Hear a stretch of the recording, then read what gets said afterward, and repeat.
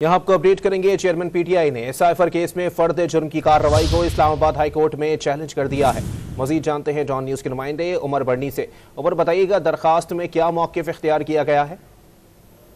जी देखें, Islamabad high court में chairman PTI की जानिब से दरख्वास्त दायर कर दी गई है, जिसमें चेयरमैन पीटीआई ने साइफर केस में फर्द जुर्म आयद होने को चैलेंज किया है और ये कहा है, ये मौक़िफ़ अपनाया है कि फर्द जुर्म जो है वो अदालत की जानिब से बहुत जल्दी में दायर की गई है। जब फर्द जुर्म दायर हो रही थी तो उस वक्त चेयरमैन पीटीआई के वकला की जानिब से दरख्वास्त भी दायर की गई थी, ताहम अदालत की जानिब से वो दरख्वास्त मुस्तरद करते हुए फर्द जुर्म आयद की गई और जिसके बाद जो फर्द जुर्म जो है वो इस्लामाबाद हाई कोर्ट में अब ये मामला आ चुका है।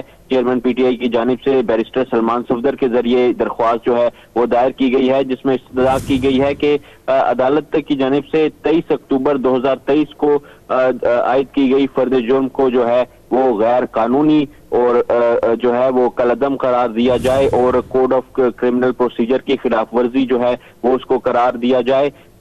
ये दरख्वास्त जो है उस वक्त दायर हुई है जब अदालत की जानिब से जो गवाहान है इस केस के उनको नोटिस भी जारी करके 27 तारीख को तलब कर लिया गया है। अब 27 तारीख को जो है वो मजीद इस केस की बाकायदा ट्रायल का आगाज होगा। तहम अब इस्लामाबाद हाई कोर्ट में दरख्वास्त जो है वो दायर कर दी गई है और ये समाअत के लिए मुकर्रर होगी, जिसके बाद ये फैसला किया जाएगा कि फर्द जुर्म की कार्रवाई जो है वो कानूनी है या फिर गैर कानूनी। जी, बहुत शुक्रिया उमर बर्नी अपडेट करने के लिए।